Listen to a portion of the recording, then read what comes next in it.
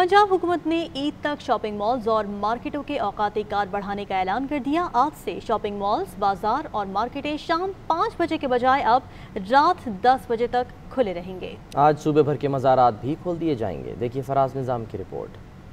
कारोबारी हजरात और शहरियों के लिए अच्छी खबर। वजीर आला उस्मान बुज़दार की मंजूरी के बाद ईद तक बाजारों, मार्केटों और शॉपिंग मॉल्स के औकात कार बढ़ा दिए गए। जुमा से शॉपिंग मॉल्स, बाजार और मार्केटें शाम 5 के बजाय रात 10 बजे तक कारोबारी सरगर्मियां कर सकेंगी। वजीर सनत और तिजारत पंजाब मियां असलम इकबाल का कहना है, जुमा से सूबा भर में मज़ार भी खोल दिए जाएंगे। मज़ारों के औकात कार का इतलाक नहीं होगा। शॉपिंग मॉल और दुकानें खुलेंगी और रात 10 बजे तक अपना कारोबार जारी रख सकती हैं। इसके साथ साथ पंजाब के अंदर जितने भी मज़ारात हैं और शराइन हैं उनको कल से 24 घंटे के लिए खोला जा रहा है। हुकूमती ऐलान के बाद ताजिर बरादरी और दुकानदारों में खुशी की लहर दौड़ गई।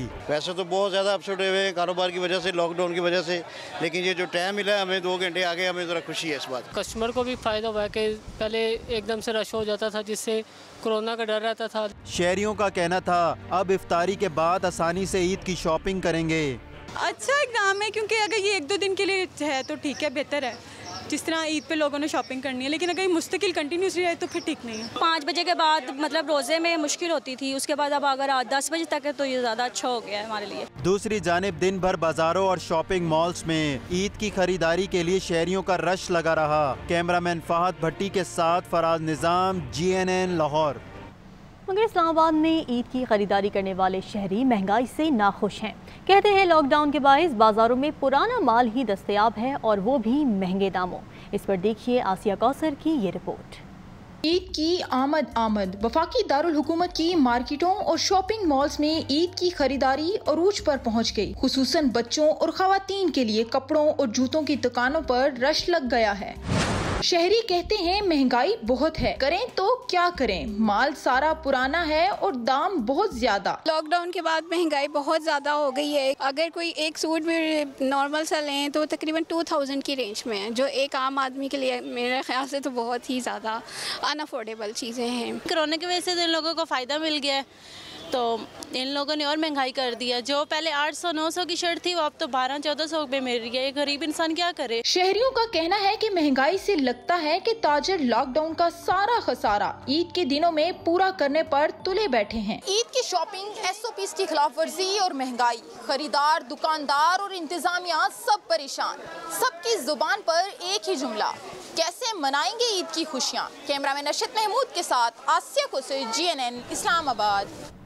उधर कराची में माजूर बच्चों को ईद की खुशियों में शामिल करने के लिए फलाही इदारे ने ईदी दी, तहाइफ बांटे और राशन भी तकसीम किया। रिपोर्ट करेंगे वकास खान।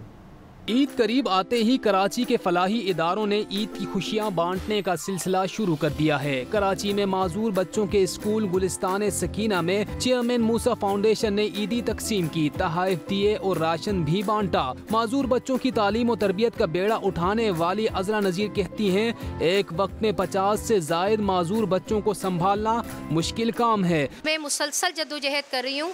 मुझे यहाँ पर मुश्किलात हैं। मेरा रेंटेड प्लेस है, मेरी एक लिमिटेड कैपेसिटी में मैं अपने बच्चों को पढ़ा रही हूँ यहाँ पर, और बहुत सैकड़ों बच्चे हैं जिनको मैं ये चाहती हूँ कि बल्दिया टाउन के मुखय्यर हजरात आएँ और उन बच्चों की जिम्मेदारी लें। मूसा फाउंडेशन के चेयरमैन कहते हैं, हम जानते हैं एक माजूर को संभालना कितना मुश्किल अमल है, इसलिए हमसे इन बच्चों के लिए जो हो सकेगा करते रहेंगे। इन बच्चों की परवरिश करना कितना मुश्किल है, इसमें क्या परेशानियाँ आती हैं, क्या क्या दुश्वारियाँ आती हैं, मैं इन सब चीज़ों को समझ सकता हूँ।